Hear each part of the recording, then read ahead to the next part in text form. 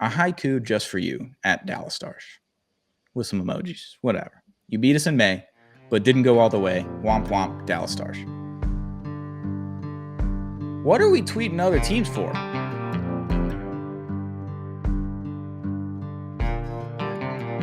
What is up, Texas hockey fans? It's been a minute. Welcome back to Clean Sheet of Ice, a Texas hockey podcast where we're in the offseason. There's not a lot to talk about. Stars have a full roster. They got to get rid of somebody before the season starts. Got the new head coach already.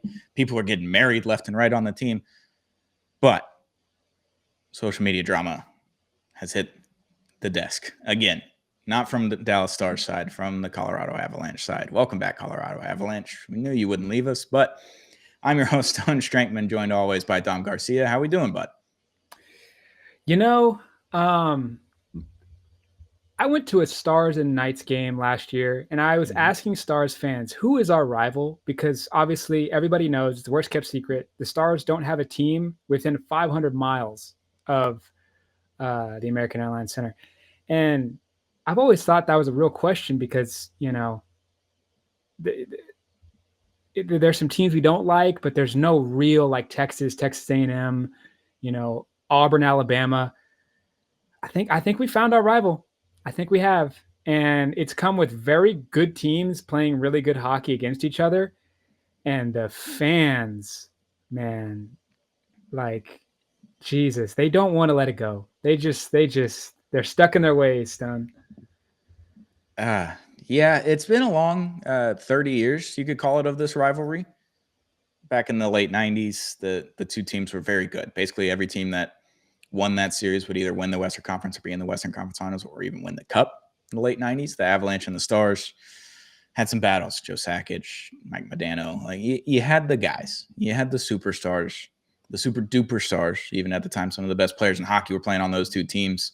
Back in the late 90s, early 2000s, they had tons of battles back then. And then after that, we had the lulls of both franchises, really. I mean, the Avalanche weren't super great through the 2000s, 2010s. And then the Stars obviously went through bankruptcy, had to sell the team, the league owned the team. Like, you had all these kinds of things, all these factors where you're not getting playoff moments from these two teams against each other anymore. And then you change the playoff format to basically renew some of these rivalries or start some rivalries in divisions. So the Central Division has to go through the Central Division through the first two rounds of the playoffs, basically, and it gets tough. And you got to play some really good teams, especially when the Central Division is the best division in hockey right now, bar none. It's not even close. The Avalanche and Stars Twitter fiasco from May was egregious, or April, whenever that was, late April, early May. It was awful. It was a cesspool every day on Twitter. Avalanche fans and my mentions, your mentions, the Stars mentions, Stars countdowns mentions, especially Stars countdowns mentions. You know, they stayed there throughout the playoffs. They were very happy when the Stars got eliminated by the Edmonton Oilers in the Western Conference Finals, which is a very funny thing to be happy about. You know, you could be happy about that in your own home, in your own mind, but online, it's kind of strange. I find that weird to shit talk a team that advanced 2 rounds past you and eliminated you in the same playoffs. It's a tough look, if you ask me. It didn't just stop with Avalanche fans, though. It's August 7th, a couple days ago. The Colorado Avalanche official account, by the way, tweeted out, and they're doing this for other teams as well, but it's a very dumb segment for offseason. Like, it just tweet out like Cale Makar won a Norris Trophy and scored 30 goals for the first time as a defenseman in years, several years, tens of years. Like, tweet about that. Tweet about having Nathan MacKinnon on your team. Tweet about their golf outings. If anyone got married, tweet those out. You know, like the Stars Twitter. Don't come after teams in the offseason in which you got eliminated in the first round. That's where I'm at. The Avalanche Twitter tweeted this out on August 4th, so 3 days ago now, and got less views than what I got on a random Jake Marisnik trucking Jonathan Lucroy moment from the Astros that happened several years ago in a game. Less views than that, by the way, from an official account as opposed to my account that has significantly less followers. A haiku just for you at Dallas Stars with some emojis, whatever. You beat us in May, but didn't go all the way. Womp womp, Dallas Stars. What are we tweeting other teams for? in August and trying to dog them with a stupid haiku. I don't get it. I don't get it. I personally don't get it. And I didn't think that the official account and admins would stoop to this level of what Avalanche Twitter has become over the last 3-4 months, maybe 3-4 years at this point. I don't get it. I don't in any way, shape, or form. I mean, this was like at the tail end of Arizona's run, like the admin for the Coyotes just could not stay out of their own way. And I didn't think anybody could top that. But man, I work for a professional sports team, and there are definitely low points in morale and low points when you're in the off season. But God, like somebody over there just doesn't know what they're doing because if you're going to have fun with it, you don't throw a punch at the people that knocked you out. I mean, what are we doing? You can't do it. Like as a Mississippi State grad, last season was really bad. Went 2-10 in football. Not great. We got beat really bad one week. And like on a Tuesday or a Wednesday after that game, they tweeted out Defensive Player of the Week with a picture from the game. And I couldn't imagine. I couldn't believe my eyes looking at that. That awful tweet from my alumni from my school that I paid money to go to. Like awful tweet. For a professional sports Twitter admin, you got to be funny, you got to be catchy, or you just got to be plain boring. And those are the two. I think the Stars are kind of in between that. They're a little boring, but they have some catchy ones. They have some great graphics. The graphics teams are incredible for the social media team. And the Avalanche, like going after writing a haiku for every team in the NHL. I've tweeted a few. Like I saw the Blue Jackets, the Oilers were the next one after the Stars. Like they've tweeted a few teams, and it's a really dumb thing to do. And then Stars Countdown, he got in the thick of it as per usual. But a couple days after that tweet goes out, he screenshotted like a Teamwork Online opening for social media admin for the Colorado Avalanche. Chances are that person that started the haiku trend is probably not there anymore because like, what do we do? What is the purpose? Like be fun, be active in the off season, tweet about random things, tweet about golf. Like you could do all kinds of things in the off season. Like just pick up the pictures that the guys send you and just tweet those out and talk about your guys.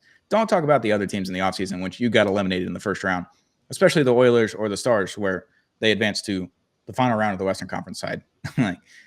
And the Stars eliminated you in the postseason. You cannot tweet the Dallas Stars until next postseason if you happen to eliminate the Dallas Stars or we get eliminated before we get to face you. Like, that's the scenario where you could talk shit a little bit. You can't talk shit right now to anyone. You lost in the first round with one of the best offenses that we had in the game last year, the best power play, like the best defenseman offensive side that we've seen in 30, 40 years. Like you got all these things going for you. And you're tweeting about the Dallas Stars in August? What?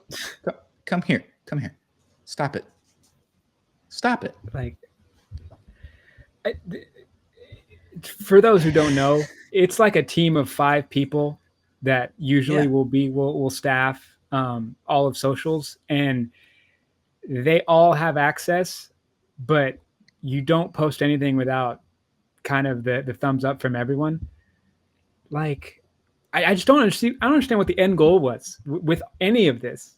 Like, and then Avalanche fans then double down on it because Stars fans are like, oh, basically the 50 Cent meme, the fuck you say me for? Like, what are we talking about here? And Stars fans, I just replied fat to the tweet. Just called the person fat. Just fat. That's all I said. I heard shut up Porky was another one in there. And like everyone's just like, you just went home in round 1 because of us, because of the guy that you traded because you didn't want to pay him, even though you have the money to pay for mikkorantanen, like traded him away and he ended up on my team. Sorry. Tough luck, pal. So Stars fans were obviously like, what are we doing here? First off. And then Avalanche fans were like, we have 3 cups. You have 1. You haven't even won. We won in 2022. We did this. We did that. Doesn't matter. We've sent you home 2 summers in a row. That's the most recent thing. I don't know if it was AJ Brown or a different Eagle. He said it in an interview. It's like, hey, she ain't loyal. Talking about the Lombardi trophy. The Stanley Cup is not loyal. It's not. Goes somewhere else almost every year. I know Florida won 2 in a row. but it ain't loyal. It's not Florida's anymore. It's Florida's right now for the summer. When that season starts up in October, it's not Florida's anymore. It's anyone's. There's going to be one team out of 32 that's going to win that cup. That's going to lift it at the end of the summer. And recent history is telling me that it's not the Colorado Avalanche, especially if they got to go through the Stars in the postseason. It's 3 out of the 3 times this decade that you've been sent home by the Dallas Stars, and the one time that you won the cup, the Dallas Stars weren't even in the playoffs anymore at that point. So it's like, I don't know, Jim. I don't know. Like, what are we doing here? It's bad. It's bad all the way around. And then, Avs fans were kind of put in a hole with this because then they had to defend their, admin, and they had to kind of find ways to like say that Dallas ain't that. Like, oh, you're not going to be able to pay Robo. You're not going to be able to pay Harley. Have fun now while you can't. Well, I disagree with both of those statements. I think both of them will get paid. But like, it's just been rough for Avs fans. Like, you look at their books, you look at, who they got on their roster, it's trending downward. You look at Dallas, it ain't trending downward. So I don't see, I do think it's a rivalry, but hopefully it doesn't turn into a rivalry because we're just beating Colorado every single time to where it's kind of like, they don't like us, but we'll take care of them every single year. Joel Embiid said it a few years ago, handful of years ago now, when the Sixers just kept losing to the Celtics in the postseason, and everyone's calling it a rivalry. He's like, it's not a rivalry. They've just beat our ass. And he plays for the team. He's like, that's not a rivalry. This is not a rivalry right now. It's a rivalry between the fans because we get in after it every year on Twitter, online, like, and everyone's comments, everyone's mentions, everyone's everywhere. Stars fans aren't going to Avalanche mentions unless the Avalanche mention the Stars. That's the difference. Avalanche fans will be in your mentions no matter what. We got one. He'll find somebody. We got Stars countdown. It's so funny just talking to him in person. Like, he's a completely different. He's an incel online in person. Very normal. It's just like he's a great guy. Played golf with him. Like, he's great. He's awesome. He's great to be around. And then online, he's the demon. Like, if he's not on my team, I don't want him anywhere near me. It's like he's the Patrick Beverly of fan support. He's a dog. Yeah. He's a dog. He'll get after you no matter. He's the only one that'll do that, though. Avalanche fans will mention the Stars. All the Stars fans flood, except for Ben. Ben will be there no matter what. He's got bookmarks. I don't know how many bookmarks he has on Twitter. It's egregious how many bookmarks he told me in the postseason. It's a lot of bookmarks. He had like 100 tweets after the Avalanche series, right out, just getting after the mentions from the beginning of the series or right before the series started of Avalanche fans. Like, he's strapped and loaded with those bookmarks. It's incredible. Just unreal. Well, welcome back, Avalanche. Did miss you, I guess. We'll talk to you in October. Don't worry about it now. It's still August. We do have hockey next month. Preseason starts. Training camp starts. We got hockey next month, so we're getting closer. Football starts next month as well for the NFL. This month for college football. Like, we're inching closer to something of meaningful sports outside of baseball. Like, I know baseball's got the push. We just had the trade deadline. It's all fun and games. It's the only sport going on right now, and I need something else in my life. I need Stars hockey back in my life. I need to wear green every day. I need all of it back. Yeah, I've seen a bunch of Stars fans very recently. I mean, most of them are Cowboys fans. Some aren't, but with everything that's going on over there with Jerry, they're like, God, I need Stars in my life right now because I can only put up with this for so long. The idea of not paying Micah Parsons is absurd. We all know it's going to happen, but the level-headedness of all of Dallas is the Dallas Stars. Like, the Rangers are just hot and cold every single minute. The Cowboys are the Cowboys. I'm not going to say it, but the Stars brings peace to that wonderful city and that beautiful arena. And I agree with them. I've been thinking about it going through training camp. Like, man, I need Robo scoring goals again. I need Jamie Benn being Jamie Benn. I need Matt Duchene being the best contract in hockey. I miss it. It's been too long. It's been so long. But thankfully, the Stars admin immediately tweeted out a Mikko Rantanen hat trick in Game 7 against the Avalanche with Josh Bogorod, and where they're in the in the stands for that game of Game 7. Like they weren't in the booth. They made a makeshift booth in the 100 levels. Like they had that camera on him. They had the Mikko hat trick going on the screen. Like they tweeted that out unprompted, didn't tag anyone. They're just like, you remember when mikkorantanen did the thing and 3 hats emoji? Like it's just so easy to bark back at someone if they come after you when you eliminated them.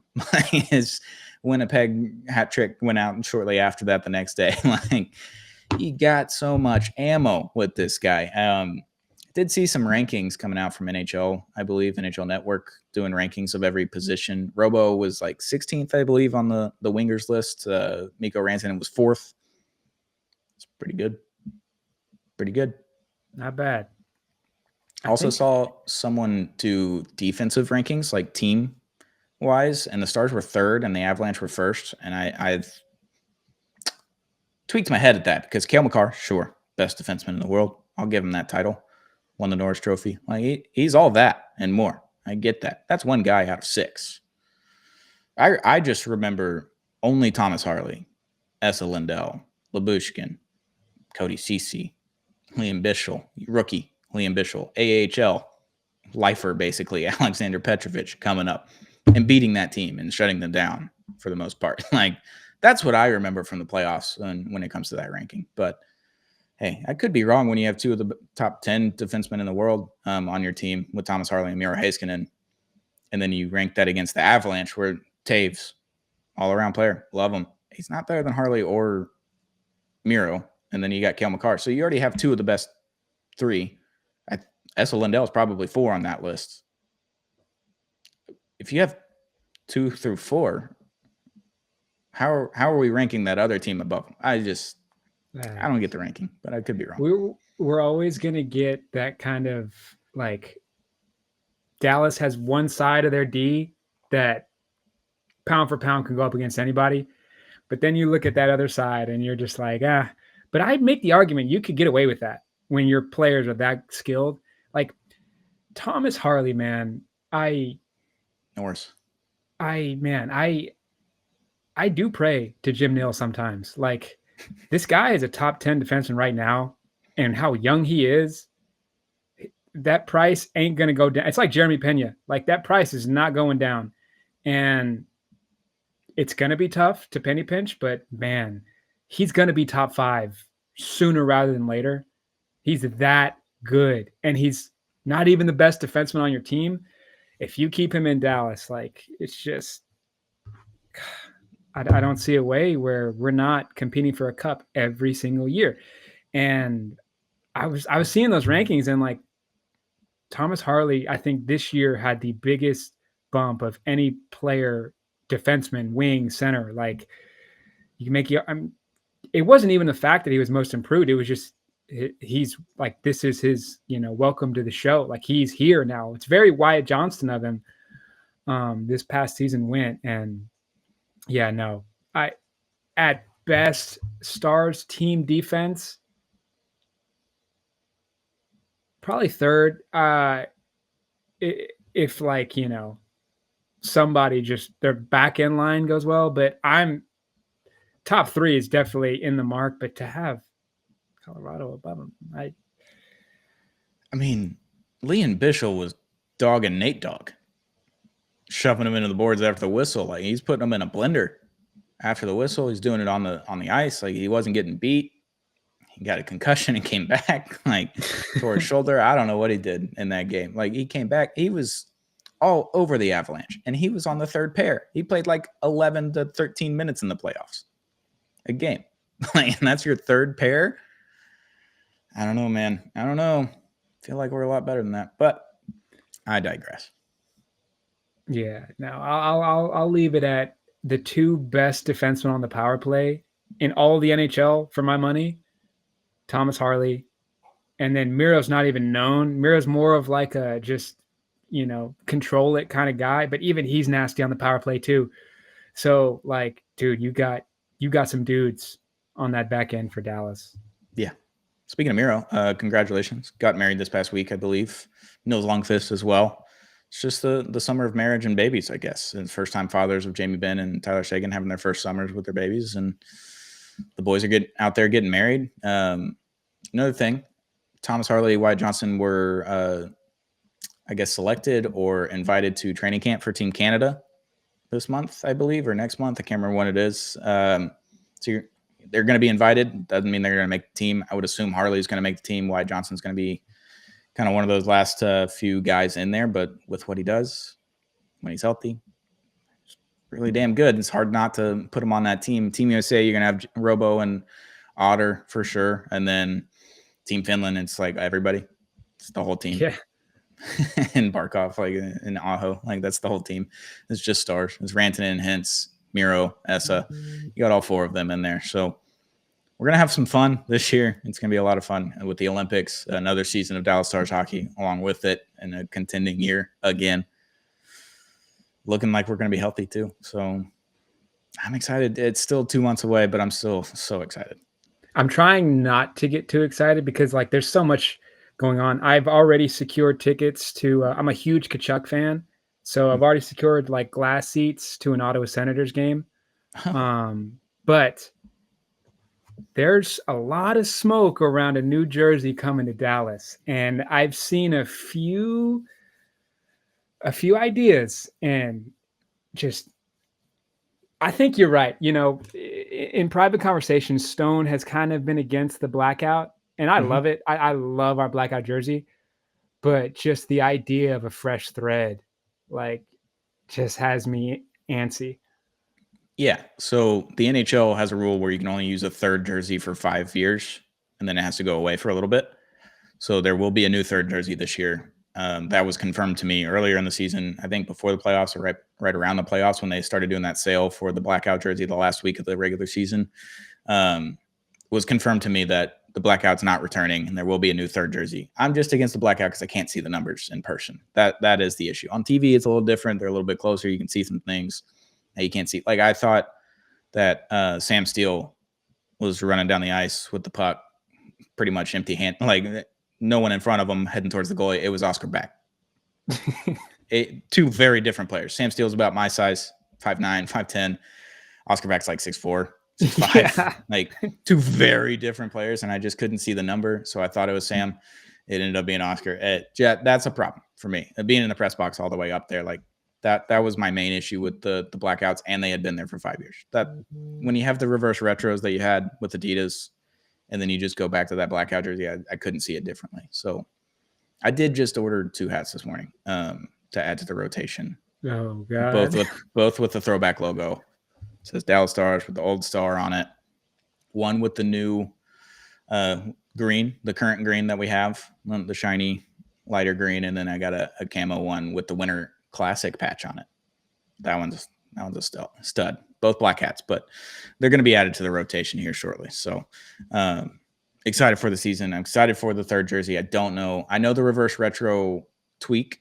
There will be a tweak to it. The black one was in conversation for the third jersey. I don't know what the other jersey entails, whatever they were looking at, whatever they're deciding on. So I know that reverse retro is in contention to come back and maybe some tweaks to it, the black one. So that would be huge. I'm all in on the reverse retros coming back. I cannot wait till October. It's best time of the year. I mean, hockey, basketball, football's in full swing, and postseason for baseball. It's all right there in October. It's the best month for sports, bar none. It's not even close. Not even close. It's not even close, but we're still 2 months away. So we'll be back sparingly if we get any news or we have anything to talk about, probably every other week till we get closer to training camp. And once we get to training camp, we can come back every week, see what I see in practices and all that kind of stuff. We'll be talking about that once training camp hits, and then preseason, all the things. We'll be back in AAC this year in the press box, chumming it up with the boys, talking some golf, maybe some hockey every once in a while when I want to talk about hockey with the guys. But we'll be back. Hope that new third jersey kind of comes out the next month, or at least we get some teasers in the next few weeks. That would be a lot for my mental health. That would be great. Just a huge boost of adrenaline and all the things into my bloodstream. Would love a new jersey. But yeah, Avalanche, just get out of our mentions. Stop talking about us for the next year till the postseason. If something happens differently in the postseason, then you may be allowed to talk. If it happens again, no. Keep your mouth shut. 12 more months. You can't do it. You just can't do it at all. It's there's that Step Brothers line at the very end of the movie when they're talking about their karaoke business. They're like, our motto is if you can't sing, just sit down. Like just keep your mouth shut. Yeah. We got better things going on right now. Investors, possibly you. If you want to sponsor this episode of Clean Sheet Advice, hit us up. Any Dallas businesses, anyone wants to come out here and hit up Clean Sheet Advice, it'd be more the merrier. We'd welcome you with open arms. Shout out to our sponsor though today, Zing Zang, America's #1 Bloody Mary mix. It's the best stuff in the game. It's America's #1 Bloody Mary mix for a reason. They got Michelob mix, they got Margarita mix, they got the ready to drink cans of all of them. Throw a koozie on it, throw it in the cooler. Have a great summer. It's still August. It's still hot outside. It's a great time to have some Zing Zang, America's #1 Bloody Mary mix. Dom, thank you for joining me. We'll be back kind of soon, roughly. If we get some news, we'll be back sooner than later. But thank you for joining us. Hit that subscribe button if you haven't already on Apollo HOU YouTube or Apollo DAL YouTube. We'll be double posting. And we'll be back soon. Another episode. Clean Sheet of Ice, Texas Hockey Podcast.